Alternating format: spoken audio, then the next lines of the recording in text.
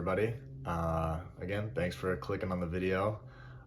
We did it and some on the 1,000+ subscribers. I think we're sitting at like 1,500 right now, which again is crazy. There was some talk about once we hit 1,000 subscribers to maybe break down the UNC Wilmington game from 2017 Nationals, and I think we still might do that. But before that, I kind of wanted to give myself a little slice of humble pie and break down the finals from that year against Carleton. I think in that game there was a lot of talk about how if I hadn't got my hamstring hurt and if I was healthy for it, maybe we go on and win that game. And I don't really think that's fair to Carleton. I think Carleton was a really good team, and in this video I'm going to break down some clips of me, not playing so well and turning the disc over a little too much.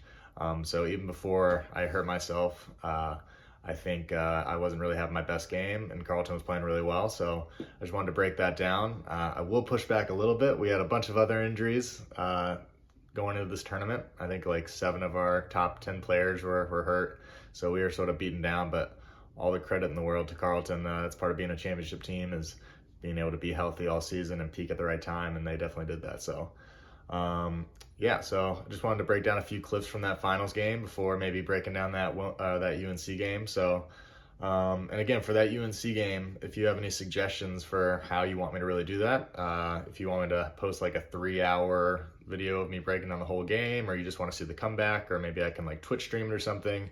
I'm still trying to figure out exactly how I want to do that, or if I want to do that. So, yeah, and at the end of this video, just tune in. I got a little update for everyone if you're interested. But yeah, let's get into the video.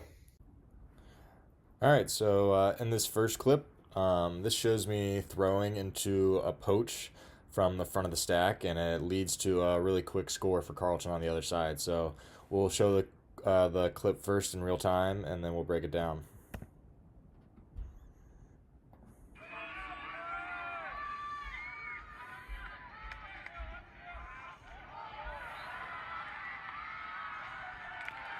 It can go bad quick.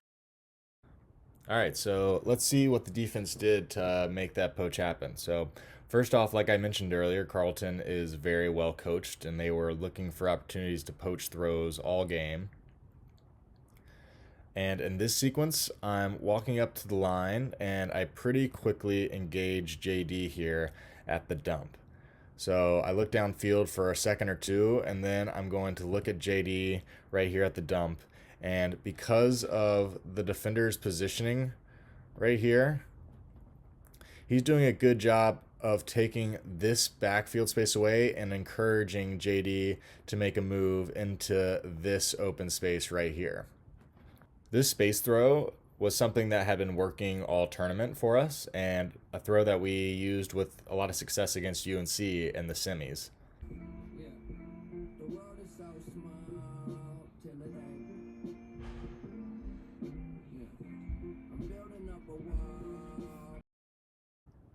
The difference is the defender at the front of the stack right here was ready for this throw.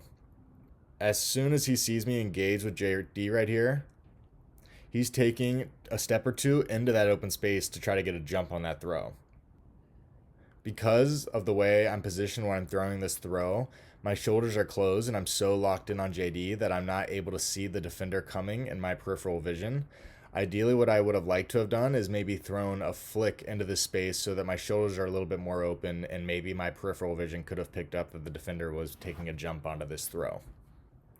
If I had thrown a pump right there instead of actually releasing the disc, the offensive player at the front of the stack would have been wide open, and I could have hit him easily for a 10-yard gainer with no defender on him into the space. But in any case, I did release the throw. It was a really good heads-up play by the Carleton defender, and they're able to capitalize really quickly with an immediate score after that. So really good heads-up play by Carleton right there. This next sequence shows a really smart poach by Solyanuk, and yet sort of another instance where I get too much tunnel vision for my receiver right here. So we'll play and then review it.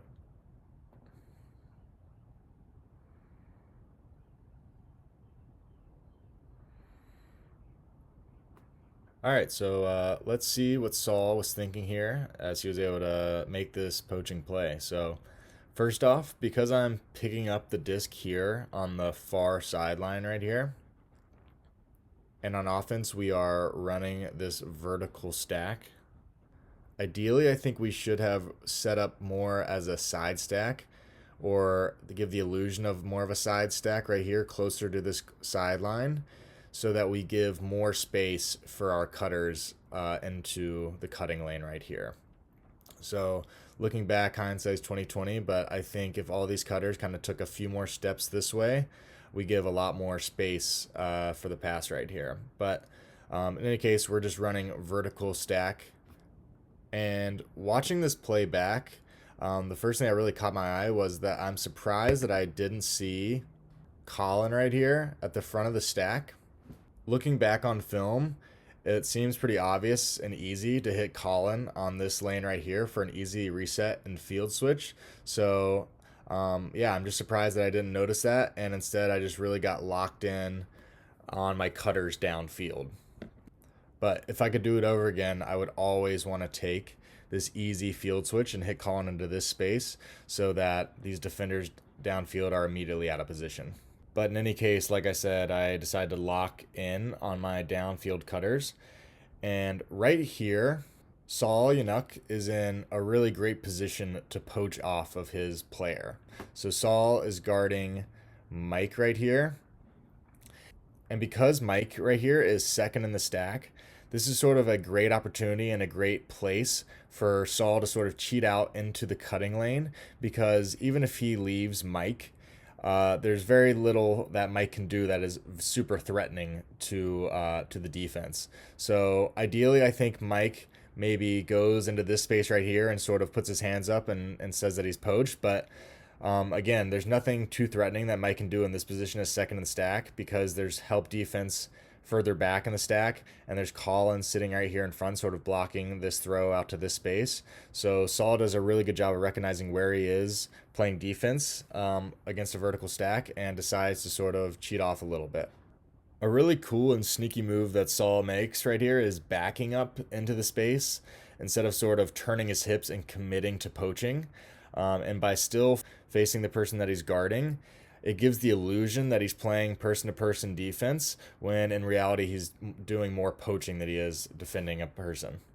Had Saul sort of turned his hips and committed more to just guarding the space and committed more to being an obvious poach, there's a small chance that, I'm able to sniff that out and see that Saul is poaching that lane and maybe dump the disc into the space right here. But again, because his hips are turned, I don't really recognize it as an obvious poach. Saul is obviously keyed in on me right here. You can see that he's looking at me, looking to see if I'm going to wind up and make the throw. And as soon as I wind up, he's going to officially poach, turn his hips, and commit to jumping that lane for the throw. And so as soon as I let go of the disc, Saul's already in full stride into that lane and picks off that disc easy. And I even really try to throw it all the way out to the sideline into as much space as I can, but because Saul got such a good jump on it, it doesn't really matter, and he's able to make that easy defensive play right there. And really good sneaky poaching, really good smart play by Saul yet again, and another turn by me yet again. Second point, third point of the game. So well done by Saul. All right, in this last play, I just wanted to highlight a clever offensive move used by Dylan Lanier here to get open for a goal in their end zone set. So let's see what happens.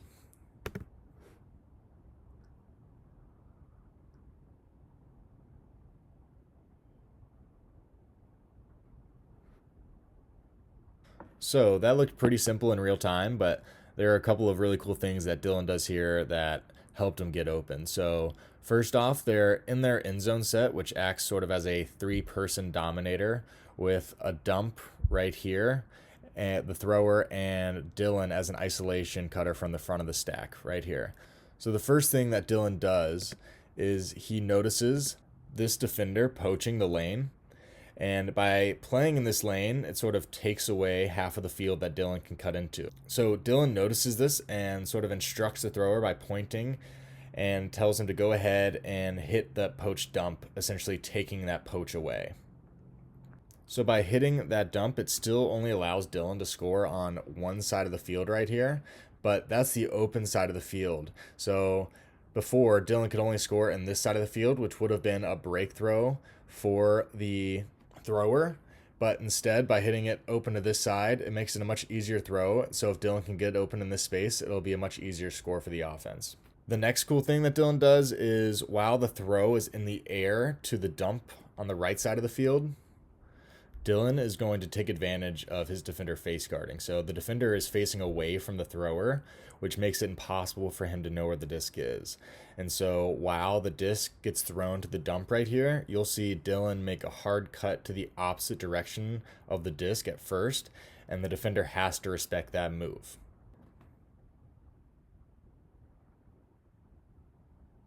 Dylan then quickly breaks down and gets in front of the defender to the open side and is easily able to score on the open side cone. And that's just some really clever cutting and good recognition of the situation by Dylan, and it leads obviously to this easy open side front of the cone score right here for the score. All right, y'all, thanks for watching the video. I just wanted to give you guys a couple updates. One is that I'm teaming up with Rowan McDonald and his Excel Throwing Academy. It's this new thing that Rowan's trying out. He got me to partner with him. I'm really excited about it.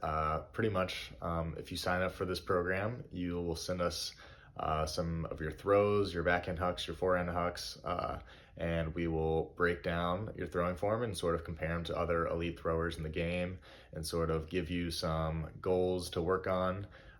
And hopefully some good critiques that'll help you get more power on your throws, more touch on your throws, all that sort of stuff. So if you're interested in that, I got the link in the description for you to click on.